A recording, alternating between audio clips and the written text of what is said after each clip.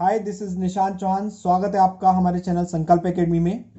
आज से हम एक नई सीरीज स्टार्ट करने जा रहे हैं जिसका नाम है धांसू रिवीजन। इसमें हम पर्टिकुलरली नीट और मेंस के एग्जाम के लिए कॉन्सेप्ट डिस्कस करेंगे चैप्टर वाइज। हर चैप्टर के कॉन्सेप्ट डिस्कस होने के बाद जो उसकी दूसरी वीडियो होगी उसमें हम 2010 से लेके 2019 तक जो भी क्वेश्चंस आए होंगे एग्जाम्स में उनका डिस्कशन करेंगे, उन्हें यहाँ सॉल्व करेंगे। ठीक है, तो आई होप आप सबको मजा आएगा इसमें। तो स्टार्ट करते हैं धांसू रिवीजन का लेक्चर नंबर 1। हम क्या करेंगे, आज का जो हमारा टॉपिक रहेगा उसमें हम units, error and dimension, in 3 topic से रिलेटेड कॉन्सेप्ट की डिस्कस करेंगे कि किस टाइप की प्रॉब्लम आएगी और उस प्रॉब्लम को सॉल्व किस तरीके से करेंगे। तो स्टार्ट करते हैं सबसे पहले हम यूनिट से। इससे पहले आप लोगों ने जिन्होंने अभी तक हमारा चैनल सब्सक्राइब नहीं करा है वो हमारे चैनल को सब्सक्राइब करें। साथ साथ डिस्क्रिप्शन बॉक्स में टेलीग्राम चैनल का हमारा लिंक है, उसे ज्वाइन करें, क्योंकि पर्टिकुलर लेक्चर की क्लास, लेक्चर के नोट्स और इसके अलावा जो अलग क्वेश्चंस या फिर फॉर्मूला शीट में प्रोवाइड कराऊंगा वो आपको टेलीग्राम ऐप पर ही मिलेंगे। तो टेलीग्राम ऐप को ज्वाइन करें। चलिए स्टार्ट करते हैं यूनिट से। तो बेसिकली आपको सबसे पहले तो यूनिट पता होनी चाहिए, याद होनी चाहिए, क्योंकि वहाँ एग्जाम में इतना टाइम नहीं होता कि आप किसी भी यूनिट को ड्राइव करें। तो यूनिट से रिलेटेड जो प्रॉब्लम आती है उसकी बात करते हैं। तो 2 टाइप की प्रॉब्लम यूनिट से रिलेटेड बनती है। फर्स्ट टाइप में एक पर्टिकुलर क्वांटिटी की प्रोपोर्शनैलिटी एक दूसरी क्वांटिटी से गिवन होगी। एक पर्टिकुलर क्वांटिटी की प्रोपोर्शनैलिटी दूसरी क्वांटिटी से गिवन होगी। देन उस प्रोपोर्शनैलिटी को जब हटाएंगे तो एक कांस्टेंट एग्जिस्ट करेगा। तो ये भी आपकी नोन क्वांटिटी होगी, ये भी आपकी नोन क्वांटिटी होगी। तो आपसे प्रॉब्लम में उस कांस्टेंट की यूनिट पूछेगा, आपसे प्रॉब्लम में पूछी जाएगी कांस्टेंट की यूनिट। इस तरीके की प्रॉब्लम आपकी AIPMT 2012 में आई थी। उसका डिस्कशन हम नेक्स्ट लेक्चर में करेंगे। समझ में आया? 2 नोन क्वांटिटी होंगी जो एक दूसरे के प्रोपोर्शनल होंगी। प्रोपोर्शनल साइन हटेगा, कांस्टेंट टाइप आएगा और कांस्टेंट की आपसे यूनिट ड्राइव करवाएगा। ठीक है, first type of problem. Second type of problem unit में, इसके अंदर आपको एक पर्टिकुलर फॉर्मूला गिवन होगा। सपोज करो ये इधर x और इधर कोई अनदर टर्म्स है y z m n power 2 power 3, इस तरीके से कोई फॉर्मूला गिवन होगा आपको, और आपसे ये पूछता है कि which one is correct. 4 option होते हैं, उनमें आपसे पूछा जाता है कि विच वन इज करेक्ट। तो इस टाइप की प्रॉब्लम को हम 2 मेथड से करते हैं, एक यूनिट के मेथड से और एक डायमेंशन के मेथड से। अगर आपकी यूनिट पे कमांड अच्छी है तो आप इसे यूनिट से भी कर सकते हैं। दैट इज, आप एक साइड की यूनिट चेक करिए, दूसरे साइड की यूनिट चेक करिए। अगर सॉल्व करके दोनों तरफ की यूनिट्स इक्वल आ रही हैं किसी भी पर्टिकुलर ऑप्शन में तो वो ऑप्शन आपका करेक्ट ऑप्शन होगा। Is it clear? Second type के क्वेश्चंस में हम क्या करेंगे, दोनों तरफ की यूनिट्स चेक करेंगे और वो यूनिट्स अगर सही आ रही तो आपका फॉर्मूला क्लियर होगा। तो यूनिट्स में इससे ज्यादा कंपटीशन में कोई प्रॉब्लम नहीं बनती। अब मेन टॉपिक है एरर। एरर अपने आप में एक अच्छा और इंपॉर्टेंट टॉपिक है जिससे कंपटीशन में प्रॉब्लम बनती है। तो हम बात करते हैं एरर की। तो एरर की जब हम बात करते हैं तो स्टार्ट करते हैं हम बेसिक से, और बेसिक से स्टार्ट करते हैं। तो सपोज कोई पर्टिकुलर प्रॉब्लम है और उस प्रॉब्लम में आपको ऑब्जर्वेशंस गिवन है। मान लिया observations A1 A2 A3 A4 A5, 5 observations हमने कंसिडर कर लिए। दैट इज, आपने कोई एक्सपेरिमेंट करा, उस एक्सपेरिमेंट के 5 ऑब्जर्वेशंस थे, A1 A2 A3 A4 A5। Then उस सिचुएशन में आपसे 5 टर्म्स कैलकुलेट कराता है, लेकिन कंपटीशंस में पांचों की पांचों टर्म्स कैलकुलेट नहीं होती। कंपटीशंस में इनमें से किसी भी एक टर्म को आपसे पूछ लेता है। वो 5 टर्म्स क्या क्या है? The first is mean value. कैसे कैलकुलेट करते हैं मीन वैल्यू? आप पांचों की पांचों टर्म्स को ऐड करेंगे और जितनी भी टर्म्स होंगी उनसे नंबर से डिवाइड कर देंगे। That is A1 plus A2 plus A3 plus A4 plus A5 upon 5। Second is absolute error. Absolute error, वो आपसे किसी भी टर्म, किसी भी पर्टिकुलर केस में एब्सोल्यूट एरर पूछ सकता है। Absolute error individual delta A1 की, A2 A3, A4, A5 क्या करेंगे, जो भी हमारी मीन वैल्यू आई थी इसे हम ए बार से नोट कर देते हैं। मीन वैल्यू में से एवरेज टर्म को माइनस करेंगे, मीन वैल्यू में से पर्टिकुलर टर्म को माइनस करेंगे। ए बार माइनस A2, ए बार माइनस A3, ए बार माइनस A4, ए बार माइनस A5। आपने क्या देखा, मैंने फर्स्ट वाले में अप्रोक्सीमेट का साइन लगाया है, इसका मतलब इन सब में अप्रोक्सीमेट का साइन भी एग्जिस्ट कर सकता है और करेगा। कारण क्या होगा, जब हम इससे अगला रिजल्ट ऑब्जर्व करेंगे तो इसकी केवल पॉजिटिव वैल्यू वहां पर पुट करेंगे। हो सकता है पहली वैल्यू आपकी पॉजिटिव आए, दूसरी वैल्यू निगेटिव आए, फिर पॉजिटिव आ जाए, फिर निगेटिव आए और फिर पॉजिटिव आ जाए। लेकिन जब आप थर्ड पार्ट कैलकुलेट करेंगे, that is mean absolute error delta a bar, तो उस सिचुएशन में आप इनके सिर्फ पॉजिटिव वैल्यूज पुट करेंगे, विद साइन वैल्यूज पुट नहीं करेंगे। दैट इज जैसे डेल्टा A1 तो पॉजिटिव ही था, डेल्टा A2 हमारा निगेटिव था, लेकिन यहां पर जब पुट करेंगे तो प्लस डेल्टा A2 ही होगा, माइनस नहीं होगा। Same as plus delta A3 plus delta A4 और plus delta A5 divided by 5। ये आ गई आपकी mean absolute error, that is third one. Fourth one is relative error. Relative error, इसमें क्या करना है आपको, जो भी आपकी मीन एब्सोल्यूट एरर आई है उसमें से उसे मीन वैल्यू से डिवाइड कर दें, तो आपकी कैलकुलेट होके आ जाती है रिलेटिव एरर। क्या करना है आपको, मीन एब्सोल्यूट एरर जो भी आई है आपकी उसे आप मीन वैल्यू से डिवाइड कर देंगे तो आ जाएगी रिलेटिव एरर।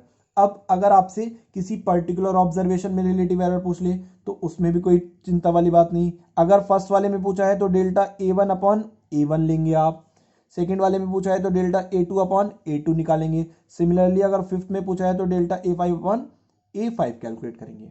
ठीक है, now next is percentage error. इस पर्टिकुलर एरर से रिलेटेड न्यूमेरिकल पेपर में बहुत ज्यादा आते हैं।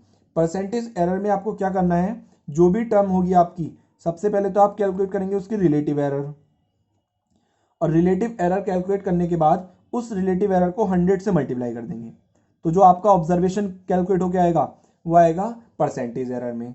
इसके अलावा एक पर्टिकुलर थिंग और होती है, कुछ प्रॉब्लम्स में फाइनल रिजल्ट ऑब्जर्व करा लेता है, और फाइनल रिजल्ट लिखने का तरीका क्या है वो समझ लीजिए। फाइनल रिजल्ट हमेशा A plus minus B percentage, कुछ इस तरीके से लिखा जाता है। मतलब क्या कहने का, मतलब ये है कहने का, जो भी आपकी मीन वैल्यू आएगी वो आपकी यहाँ आएगी इस A की जगह। इसके अलावा जो भी आपकी परसेंटेज एरर आएगी वो प्लस माइनस यहाँ पे लिखी जाएगी। ये आपका फाइनल रिजल्ट लिखने का तरीका है। अब इसके आगे बात करते हैं। इसके जब हम आगे बात करते हैं तो नेक्स्ट अब बात करते हैं error in addition. Error in addition, मान लो दो क्वांटिटी की मैंने आपको, एक क्वांटिटी है x और दूसरी क्वांटिटी है y, तो उन दोनों क्वांटिटी का एडिशन कितना होगा, मान लिया हमने z होगा, z इक्वल टू कितना हो गया x प्लस वाई। तो उस सिचुएशन में जो आपकी एरर होगी डेल्टा z वो होगी आपकी delta x plus delta y. अभी डायरेक्ट फॉर्मूला याद रखेंगे इस चीज को। Second, error in subtraction. Error in subtraction, इस सिचुएशन में अगर दो क्वांटिटी का सब्सट्रैक्शन गिवन है x माइनस वाई जेड, तो उसमें भी जब आप एरर कैलकुलेट करेंगे डेल्टा z तो वो भी कितनी आएगी, delta x plus delta y आएगी। मतलब क्या कहने का, चाहे एडिशन कर रहे हो आप दो क्वांटिटीज का, चाहे आप दो क्वांटिटीज का सब्सट्रैक्शन कर रहे हो, फाइनल एरर हमेशा ऐड ही होगी। Number third, error in multiplication. Error in multiplication की जब हम बात करते हैं तो दो क्वांटिटी का इस बार क्या होगा, मल्टीप्लीकेशन होगा, z equal to x into y. ऐसे केस में मल्टीप्लीकेशन का केस हो या डिवाइडेशन का केस हो, दोनों केस में आप रिलेटिव एरर कैलकुलेट करते हैं। दैट इज यहां कैलकुलेट होगी delta z upon z relative error, which is equal to delta x upon x plus delta y upon y. Multiplication वाले केस में क्या देखा आपने, delta z upon z equal delta x upon x plus delta y upon y, ये आपका multiplication का case हुआ। Now fourth one is error in division, error in division. तो उस सिचुएशन में z इक्वल टू कितना गिवन होगा, x upon Y. तो देखिए ध्यान से, मैंने आपको अभी बताया मल्टीप्लीकेशन में और डिवाइडेशन में हमेशा रिलेटिव एरर ही कैलकुलेट होती है। तो यहां पर भी कितना आएगा, delta z upon z equal delta x upon x plus delta y upon y. इसके आगे बात करते हैं, इसके आगे है next one is error in a power of a term. मतलब क्या कहने का, अगर z equal to x power n given है, अगर z equal to x power n given है, तो कैलकुलेट यहां पर भी आपकी रिलेटिव एरर होगी। वो कितनी होगी, delta z upon z equal n पहले आ जाएगा, n times of delta x upon x.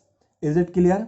अब मैं एक पर्टिकुलर एग्जाम्पल लेता हूं जिसमें मैं इनका कॉम्बिनेशन लूंगा, या फिर नेक्स्ट टाइप बना लो उसे, एरर इन कॉम्बिनेशन। ये इंपॉर्टेंट है, इससे रिलेटेड प्रॉब्लम 2013 के AIPMT एग्जाम में आई थी। एरर इन कॉम्बिनेशन, सपोज मेरे पास एक कॉम्बिनेशन है z equal x power a y power b divided by z power c और साथ साथ m पावर n। इस तरीके से मेरे पास कॉम्बिनेशन है। तो मैं क्या देख रहा हूं, यहां पर मेरे पास पावर भी है, यहां पर दो टर्म्स का मल्टीप्लीकेशन भी हो रहा है, और यहां पर क्या हो रहा है, डिवाइडेशन भी हो रहा है। तो हमें पता था मल्टीप्लीकेशन वाला केस हो, डिवाइडेशन वाला केस हो या पावर वाला केस हो, कैलकुलेट तो हमेशा रिलेटिव एरर होगी तीनों केसेस में। तो कॉम्बिनेशन में भी हम क्या कैलकुलेट करेंगे, रिलेटिव एरर कैलकुलेट करेंगे। तो रिलेटिव एरर निकालने का तरीका क्या, delta z upon z equal, देखिए इसे आप ऐसे ही याद रखेंगे। सबसे पहले क्या करना है, जो भी आपकी बेस टर्म्स हैं x y z और m, उन्हें रिलेटिव फॉर्म में लिख दीजिए। That is delta x upon x with sign of positive plus delta y upon y plus delta z upon z and plus delta m upon m, right. उसके बाद इनके ऊपर जो भी पावर है वो स्टार्टिंग में ले आइए, a यहाँ आ जाएगा, b यहाँ आ जाएगा, c यहाँ आ जाएगा और n यहाँ आ जाएगा। ये आपका फाइनल आंसर होगा। एक बार फिर से समझ लिए क्यों किया ऐसा हमने, क्योंकि हमने क्या देखा था, जब हमने मल्टीप्लिकेशन की केस की बात करी थी तब भी हमने रिलेटिव एरर को ऐड करा था, डिवाइडेशन वाले केस में भी हमने रिलेटिव एरर को क्या करा था, ऐड करा था। इस वजह से तो हमने सारी क्वांटिटीज को ऐड करा है। उसके अलावा पावर वाले केस में हमने क्या देखा था कि जो पावर में है वो आपका स्टार्टिंग में आ रहा है, तो वही हमने पावर क्या लिया है, सबके इंडिविजुअल स्टार्टिंग में लिया है।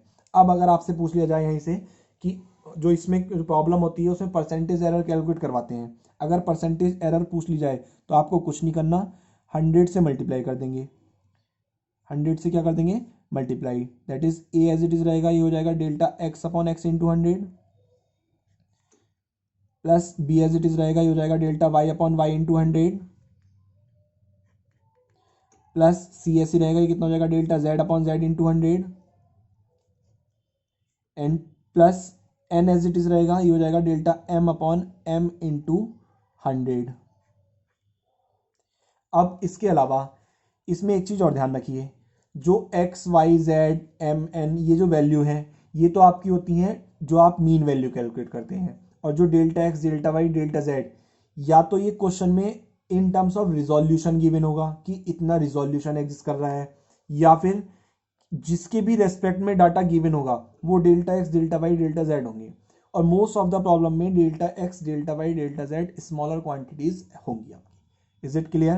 तो ये था आपका बेसिक एरर की कॉन्सेप्ट्स जिनकी हेल्प से हम न्यूमेरिकल सॉल्व करेंगे। नाउ आगे बात करते हैं हम डायमेंशंस की। डायमेंशन वाले केस में हमें सिर्फ और सिर्फ 3 एप्लीकेशंस की बात करनी होती है। देखिए ध्यान से, डायमेंशंस, तो जब हम डायमेंशंस की बात करते हैं तो सबसे पहले तो डायमेंशंस लिखने का तरीका होता है स्क्वायर ब्रैकेट्स में, लेकिन कंपटीशन में वो आपसे लिखवाएगा नहीं, वहां तो 4 ऑप्शंस गिवन होंगे, उनमें से आपको एक ऑप्शन टिक करना होगा। अब बात करते हैं वो ऑप्शन कौन सा सही होगा, तो उसके लिए क्या, सबसे पहले आपको एप्लीकेशंस आनी चाहिए। पहली एप्लीकेशन होती है check the given formula, check the given formula. जो फर्स्ट एप्लीकेशन है चेक द गिवन फॉर्मूला, उसमें एक पर्टिकुलर फॉर्मूला गिवन होगा, आपको चेक करना होगा वो सही है या नहीं है। इस तरीके की प्रॉब्लम बहुत ज़्यादा आती है, और इस तरीके की प्रॉब्लम को सॉल्व करने के दो मेथड होते हैं। जैसे मैंने अभी स्टार्टिंग में यूनिट सिस्टम के में बताया था क्या, कि आप दोनों तरफ की यूनिट लिख लीजिए, अगर वो इक्वल आती हैं तो वो फॉर्मूला सही है। या फिर आप क्या कर सकते हैं, दोनों तरफ की डायमेंशंस लिख लीजिए, अगर वो डायमेंशन इक्वल आती हैं या वो प्रिंसिपल ऑफ होमोजेनिटी को फॉलो करती हैं, देन वो फॉर्मूला आपका सही होगा। एक एग्जाम्पल लेके बात कर लेते हैं। सपोज मेरे पास v equal to u plus a t एक पर्टिकुलर इक्वेशन है, ठीक है। तो मैं क्या करूँगा, दोनों तरफ की डायमेंशंस लिखूंगा। वेलोसिटी की डायमेंशन होती है एल टी माइनस वन, इधर भी वेलोसिटी की डायमेंशन होती है L T minus one, plus acceleration की डायमेंशन होती है एल टी माइनस टू, और टाइम की डायमेंशन होती है टी। ये आपका L T minus one as it is रहेगा, और जब ये सॉल्व होगा तो ये कितना आ जाएगा एल टी माइनस वन। ये भी इधर कितना एल टी माइनस वन।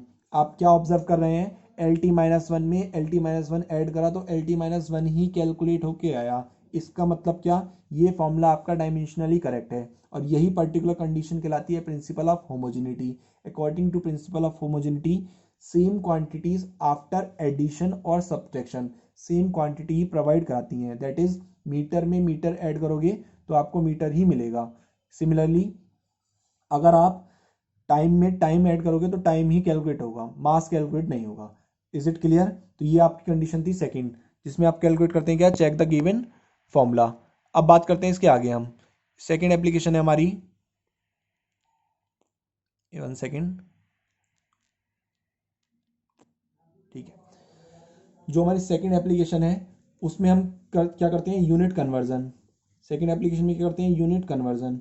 इस पर्टिकुलर एप्लीकेशन से कंपटीशन में प्रॉब्लम ज़्यादा नहीं आती हैं, लेकिन फिर भी हम इसे देखेंगे। इसमें क्या होता है, एक जनरल फॉर्मूला याद करते हैं, n one u one equal to n two u two, जहाँ एन वन आपका फर्स्ट न्यूमेरिकल वैल्यू होती है, यू वन आपकी फर्स्ट यूनिट, एन टू आपकी first second numerical value, u two आपकी सेकेंड यूनिट। एक एग्जाम्पल लेके बात कर लेते हैं। सपोज करो आपको 1 न्यूटन, जो मैंने कहा एम के एस में गिवन था, आपको कन्वर्ट करना है उसे डाइन में, जो मैंने कहा वो किस में है, सी जी एस में है, ठीक है। तो उसे कन्वर्ट कैसे करेंगे, तो उसे कन्वर्ट करने का तरीका क्या है, सबसे पहले तो मान लो कि हमने कितना मान लिया कि 1 न्यूटन में एक्स डाइन होते हैं। तो उस सिचुएशन में एन वन की वैल्यू आ गई हमारे पास 1, यूनिट 1 है हमारे पास क्या, न्यूटन, एन टू की वैल्यू आ गई हमारे पास एक्स, और यूनिट 2 क्या है हमारे पास, डाइन। अब इसके बाद देखिए ध्यान से, चूंकि डायमेंशंस की हेल्प से सॉल्व करना है तो यूनिट का कोई रोल नहीं रहेगा, तो हम सबसे पहले लिखेंगे डायमेंशन। तो फोर्स है यूनिट आपका, तो फोर्स की डायमेंशन होती है M L T minus two. Similarly इसमें भी डायमेंशन क्या रहेगी, M L T minus two. याद रखेंगे यूनिट कन्वर्ट होने पर डायमेंशन पर कोई फर्क नहीं पड़ता। मतलब क्या, 1 मीटर, 1 सेंटीमीटर, 1 मिलीमीटर, तीनों की तीनों लेंथ है, तो इसकी डायमेंशंस एल ही रहेगी। इसके बाद बात करते हैं, चूंकि ये पहला सिस्टम है, ये दूसरा सिस्टम है, तो हम बस कंसिडर क्या कर लेते हैं, एम वन एल वन और T one same as M two L two और टी टू। सारी वैल्यूज उठा के इस पर्टिकुलर फॉर्मूले में रखेंगे। तो जैसे ही हम रखते हैं तो वन एज इट इज, ये कितना आ जाएगा, M one L one T one minus two is equal to two as it is, वो कितना है आपका एक्स, और ये कितना हो जाएगा M two L two T two minus to.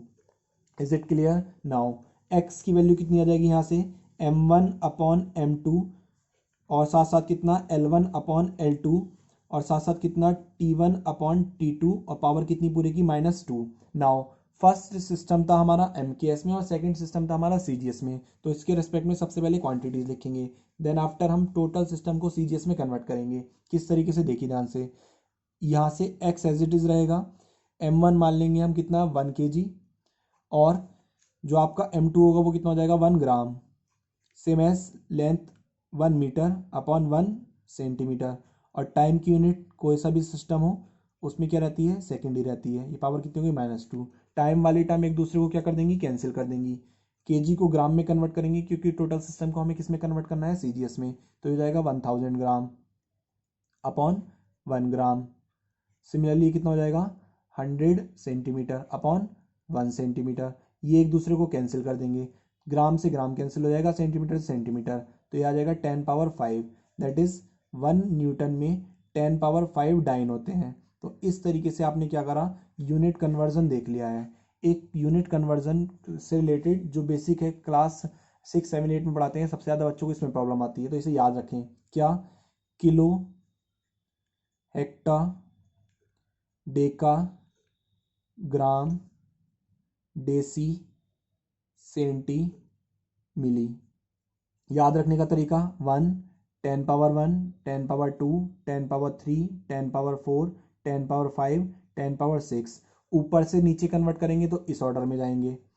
यहाँ से बात करते हैं तो 1, 10 power -1, 10 power -2, 10 power -3, 10 power -4, 10 power -5 और 10 पावर -6। नीचे से ऊपर की तरफ कन्वर्ट करेंगे तो इस ऑर्डर में जाएंगे। सपोज मुझे 1 डेका को सेंटी में कन्वर्ट करना है। किसे? 1 डेका को सेंटी में कन्वर्ट करना है। तो सीधे सीधे याद रखेंगे, जहाँ से कन्वर्ट करेंगे काउंटिंग हमारी वहीं से स्टार्ट होगी। तो डेका से अगर मैं काउंटिंग स्टार्ट करूँ तो डेका पे 1 लूँगा, देन 10 पावर 1, 10 पावर 2 और 10 पावर 3। तो कितने हो जाएंगे? 10 पावर 3। सिमिलरली अगर मुझसे कहा जाए कि 1 सेंटी को हेक्टा में कन्वर्ट करो, 1 सेंटी को किस में कन्वर्ट करो? हेक्टा में। इसके आगे आप मीटर, ग्राम कैलकुलेट लगा सकते हैं अपने आप। जैसे आप सेंटी को हेक्टा में कन्वर्ट करेंगे तो उस सिचुएशन में देखो, सेंटी से काउंटिंग स्टार्ट होगी तो 1 यहाँ पर रहेगा, 10 पावर -1, 10 पावर -2, 10 पावर -3 और 10 पावर -4। तो 1 सेंटी में कितने हो जाएंगे? 10 पावर -4 हेक्टा हो जाएंगे। Is it clear? ये आपकी कंडीशन थी यूनिट कन्वर्जन की। थर्ड जो एप्लीकेशन है वो आती है आपकी ड्राइव न्यू फॉर्मूला। अब आपसे वहाँ पर कंपटीशन में फॉर्मूला ड्राइव नहीं कराता, लेकिन कभी कभी क्या होता है, जैसे एक प्रॉब्लम आई हुई भी है आपकी कंपटीशन में, हम अपने अगले लेक्चर में डिस्कस करेंगे उसे, जब हम 2010 से लेके 2019 तक की प्रॉब्लम डिस्कस करेंगे जो आपकी नीट में या AIPMT में आई हुई है या CPMT में। ठीक है, तो तीसरी एप्लीकेशन है हमारी क्या? Derive new formula. Drive new formula. तो देखिए यहां से अगर हम बात करें थर्ड एप्लीकेशन की, तो थर्ड एप्लीकेशन में आपको डिपेंडेंसी गिवन होगी सीधे सीधे। जैसे मैं अगर एक पर्टिकुलर एग्जाम्पल की बात करूं और मैं आपसे बोलूं कि एक ऑब्जेक्ट है जिसका मास m है, जो r रेडियस के सर्कुलर पाथ पर रोटेट कर रहा है, जिसका मास कितना है? m है, और रोटेट जब कर रहा है तो उस पर एक सेंटीपिटल फोर्स लगता है। Centripetal force according to question given होगा, जो लगने वाला सेंटीपिटल फोर्स है वो ऑब्जेक्ट की मास पे डिपेंड कर रहा है, ऑब्जेक्ट की स्पीड पे डिपेंड कर रहा है और साथ साथ रेडियस ऑफ द ऑर्बिट पे डिपेंड कर रहा है। तो F प्रोपोर्शनल टू MVR, तीन चीज़ों पे डिपेंड कर रहा है। अब चूंकि डिपेंडेंसी गिवन है, हमें पावर गिवन नहीं है कि वो कितनी पावर पे डिपेंड कर रहा है, तो हमने अपनी तरफ से मान लिया M पावर A पे, V पावर B पे और R पावर C पे डिपेंड कर रहा है वो। ठीक है, देन प्रोपोर्शनल साइन हटाएंगे तो कांस्टेंट आ जाएगा, कांस्टेंट आ गया K, M power A, V power B और R पावर C। आपको क्वेश्चन में इस तरीके से डिपेंडेंसी गिवन होगी और आपसे ABC की वैल्यू पूछेगा। इस तरीके की प्रॉब्लम आपकी कंडीशंस में आई हुई है। अब कैसे करेंगे? आप दोनों तरफ की डायमेंशंस लिखेंगे। क्या करेंगे आप? Right dimensions on both sides. जब आप दोनों तरफ की डायमेंशंस लिखेंगे तो इसकी डायमेंशन हो जाएगी फोर्स की MLT-2। कांस्टेंट प्रोपोर्शनलिटी का कोई डायमेंशन नहीं, मास की कितनी हो जाएगी? Capital M power A, velocity LT-1 power B और डिस्टेंस की कितनी हो जाएगी? L power C। इसके बाद आप बेस इक्वेट करेंगे। M power A as it is रहेगा, L पावर कितनी हो गई यहाँ से आपकी B और ये C, B प्लस C, और T पावर कितनी होगी आपकी? -B। Is it clear? दोनों तरफ की पावर्स की कंपैरिजन कर लेंगे और जब दोनों तरफ की पावर की कंपैरिजन करेंगे तो A की वैल्यू 1 आ जाएगी, B plus C is equal to 1, comma minus B equal to -2, then B की वैल्यू कितनी आ गई? 2 आ गई। जब मैं V की वैल्यू 2 को यहाँ पे पुट करूंगा तो C की वैल्यू कितनी आ जाएगी मेरे पास? -1 आ जाएगी। Is it clear? ABC की वैल्यू आ गई, 4 ऑप्शंस गिवन होंगे, ABC की डिफरेंट डिफरेंट वैल्यू होगी, उसमें से एक आपका आंसर सही होगा। अब फॉर्मूला ड्राइव कर लेते हैं। ABC की वैल्यू को इक्वेशन नंबर 1 में पुट कर दो, तो F इक्वल टू कितना आ गया आपके पास? K, M power 1, B power 2 और नीचे चला जाएगा R पावर -1 है तो कितना आ जाएगा? K mv² upon R। ये आपका सेंटीमीटर फोर्स का फॉर्मूला आ गया। मोस्टली प्रॉब्लम्स में आपको ABC की वैल्यू ही कैलकुलेट कराता है कंपटीशन में, फाइनल फॉर्मूला नहीं कैलकुलेट करता, लेकिन ABC की वैल्यू जब पता चल जाएगी तो डिपेंडेंसी में वैल्यू पुट कर दो तो आपका फाइनल फॉर्मूला भी कैलकुलेट हो जाएगा। ये डायमेंशंस की आपकी थर्ड एप्लीकेशन है। ठीक है, तो इस तरीके से ये आपका यूनिट, एरर और डायमेंशन से रिलेटेड कॉन्सेप्ट हुए। हम अपनी अगली वीडियो में 2010 से लेके 2019 तक जितनी भी प्रॉब्लम मेडिकल एग्जाम्स में आई हुई होंगी या मेंस एग्जाम में आई हुई होंगी उन्हें हम यहाँ पर सॉल्व करेंगे। आई होप आप लोगों को कॉन्सेप्ट समझ में आए होंगे। डिस्क्रिप्शन बॉक्स में हमारा टेलीग्राम का लिंक गिवन है, उसे ज्वाइन करें चैनल को। उस पर आपको ये जो आज की क्लास नोट्स हैं और जो भी आपको न्यूमेरिकल्स या फॉर्मूला शीट्स मिले प्रोवाइड की जाएंगी, वो आपको वहीं पर प्रोवाइड की जाएंगी। हमारे चैनल से जुड़ते रहें, सभी दोस्तों के साथ शेयर करें और वीडियो को लाइक करें और चैनल को सब्सक्राइब करना ना भूलें। धन्यवाद।